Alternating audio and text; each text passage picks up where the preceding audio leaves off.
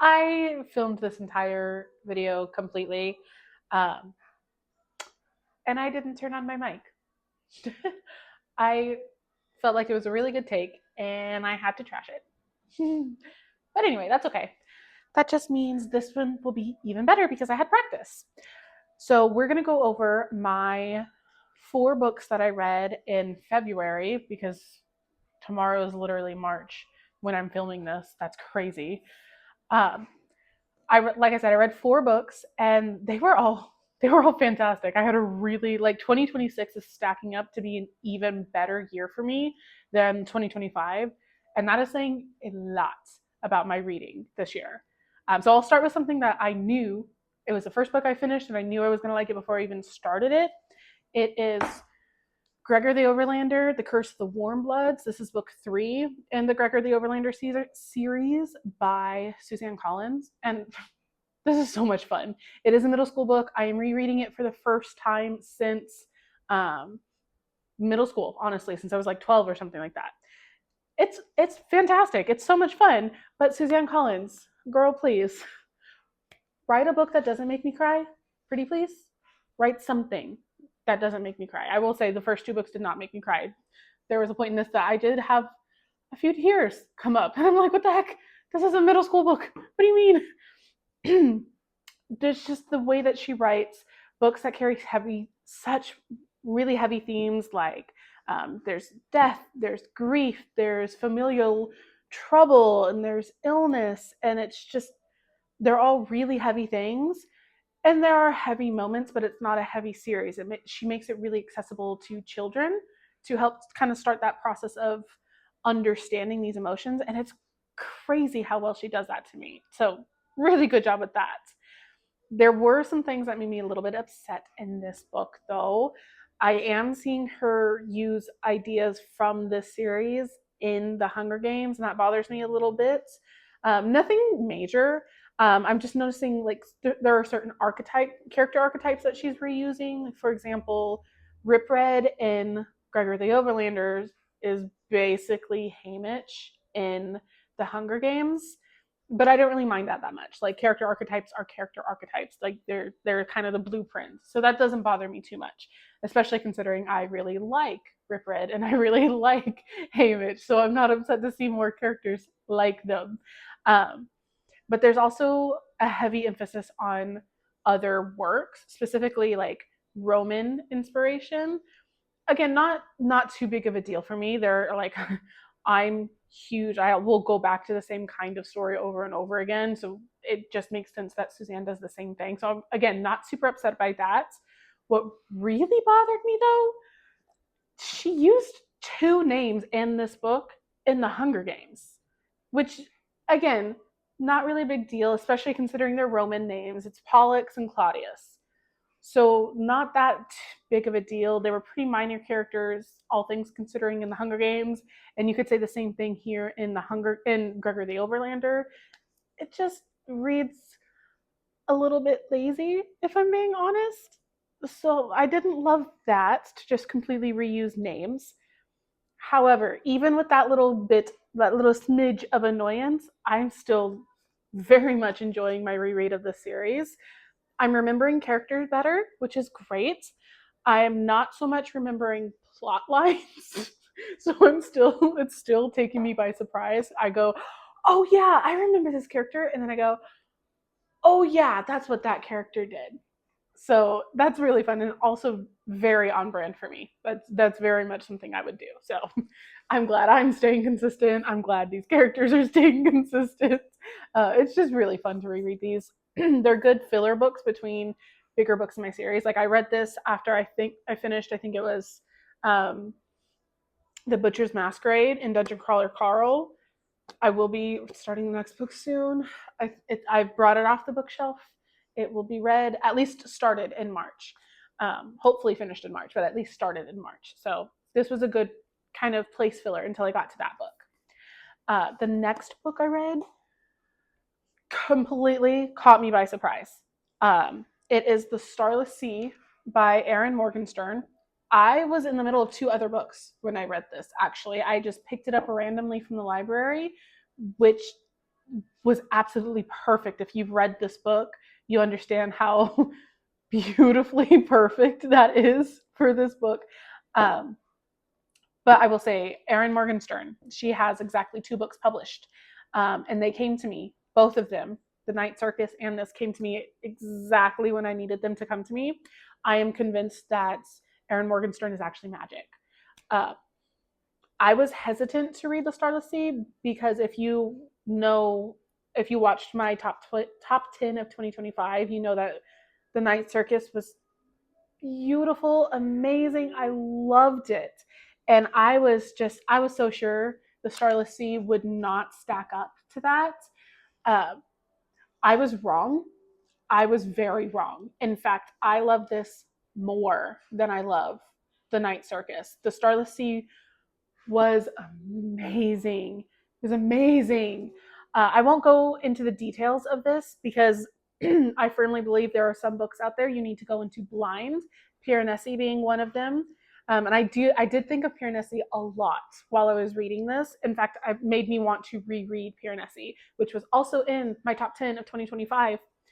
Um, it was a beautiful ode to storytelling, and it pays tributes to all kinds of storytelling. So obviously books, I mean, it is a book and it's about books, but also oral tales, oral fairy tales, and retelling, just conversation amongst friends, or conversations with strangers, or even like poetry. And she even will like pay homage and tribute to RPGs and video games and how they can tell stories, and how everywhere you look there are stories around you. And it's so beautiful.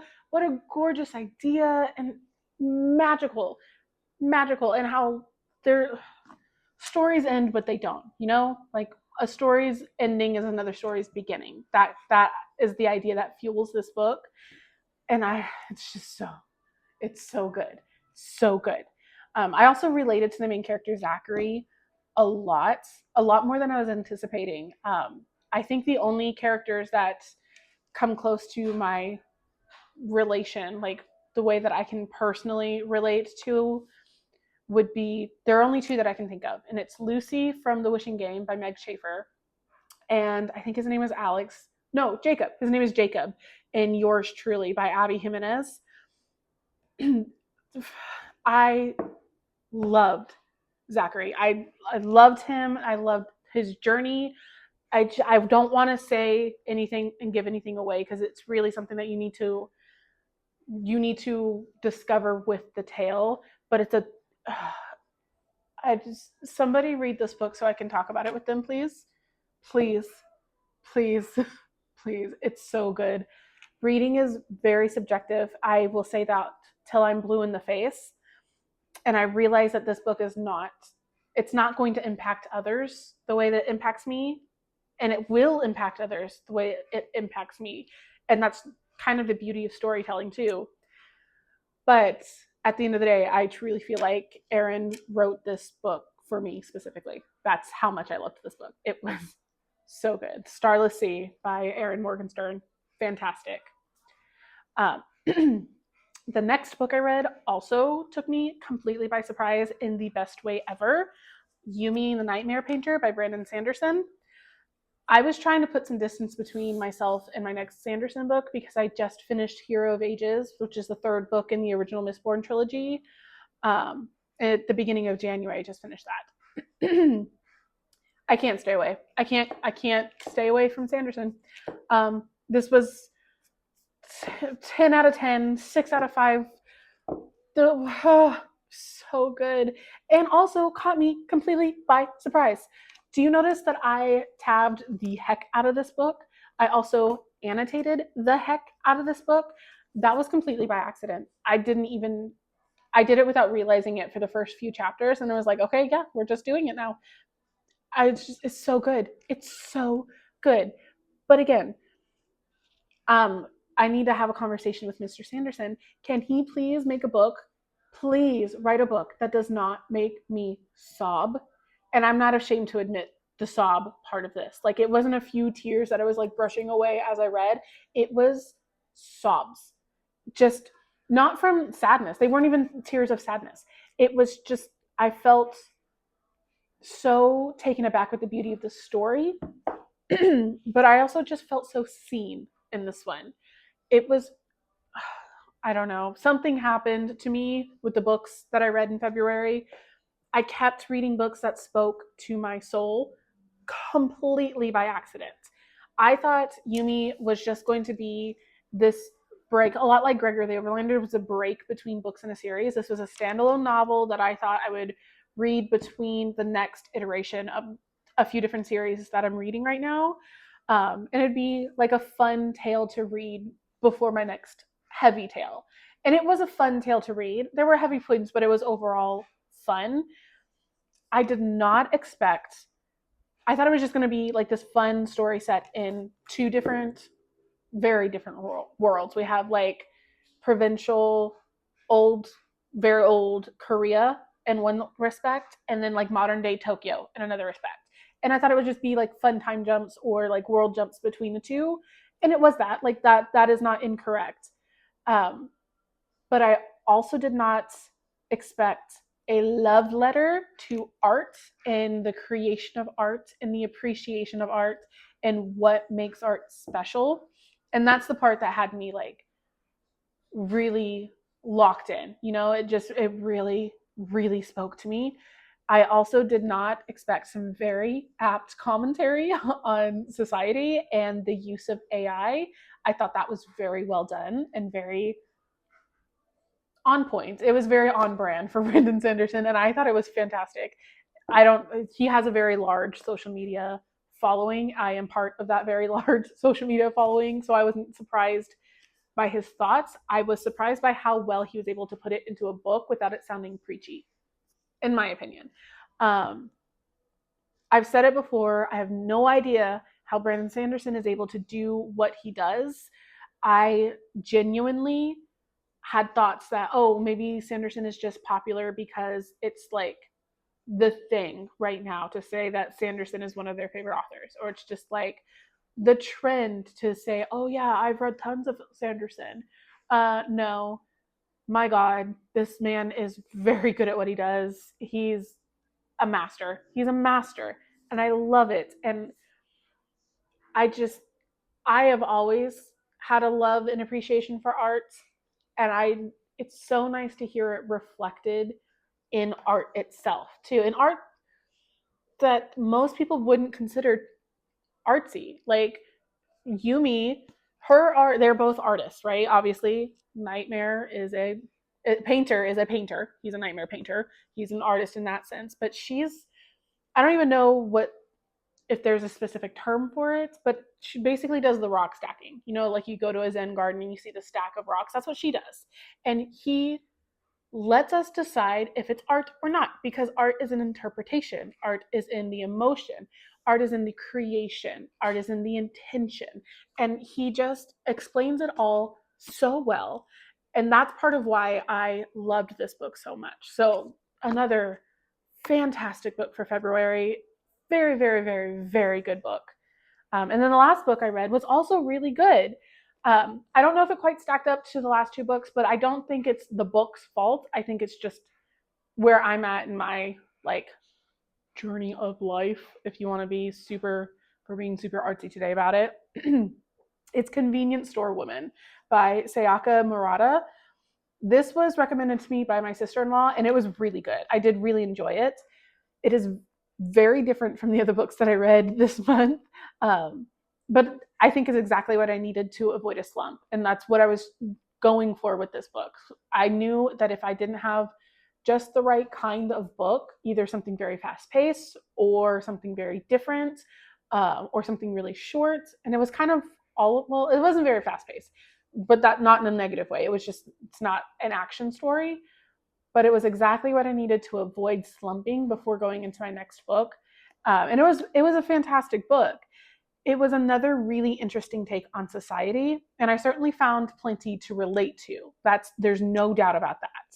I don't think, however, I was able to relate to this book as much as some people might, just because of where I am personally in my life. This was very much on society's expectations and societal roles, what you're expected to do in life, and the roles you're expected to play in life, and how you're expected to behave, and how you're expected to interact with others. Um, and in some ways, I do fit in those norms. Certainly, I do. I have aspirations that are typical of a person. Uh, in a lot of ways, just in my interests and my behaviors, I learned a long time ago that I don't really fit that kind of societal norm. And I made my peace with that a while ago. So I think that's part of why I don't relate to this book as much as I could have. Again, nothing against the book. It was a really good book, a very interesting book, and I will likely reread this book because it was a nice, quick read, an interesting read. Like, it's a book that makes you think, and I love those kind of books. Um, but I think the journey that Kiko goes on in this book, I had already gone on a little bit ago. So there are points that certainly linger, but I think it was just it came into my life just a little bit too late for me to like grasp onto emotionally, if that makes sense. Um, Especially after those last two. It's like, I feel like the Starless Sea made me think of the world in a different way. Like, I'm still looking around. I finished this 2 weeks ago, I think, and I'm still kind of in a daze sometimes thinking about this book and the world around me in a very good way. And it's like this one, Yumi was more affirming. Like, this affirmed who I am and how I view things at just the right time. And I think the timing of books and when they come into your life, I think it's really important. And these came in at just the right time to be very impactful for me. And this one came in at a good time for me to appreciate, but I don't think it was as impactful for me as it could be for others. So I still very much recommend this one. I still had a really good time with it. And I think it's a really interesting read, but I just don't think it was on that same impact level as it could be for someone else. So I will still definitely recommend this book, especially if you like social commentary. If you enjoy social commentary, this is a great book for that. I think it just came slightly too late in my life, but it could be the perfect book for where you're at in your life right now. So I do highly recommend you picking up and trying it. But my gosh, these books this month were so good. Have you read any of these books? Do you have any thoughts on these books? Feel free to let me know. Did you have a favorite book in February that you just want to share about? I really enjoy talking about books. Clearly, I say that in almost every video. But I mean, if there's a book that you really want me to read so we can talk about, tell me. I'm happy to do that. I love reading and connecting based on that book. I've done it with countless books. I plan to continue doing that. I have a whole list of books that I want to read so I can connect with friends and family on what they thought of the book, what I thought of the book, how we can compare notes. That's one of my favorite things of all time to do. So if you have any recommendations, let me know. My recommendations are everything that you saw in this video, plus probably more. Anyway, happy reading.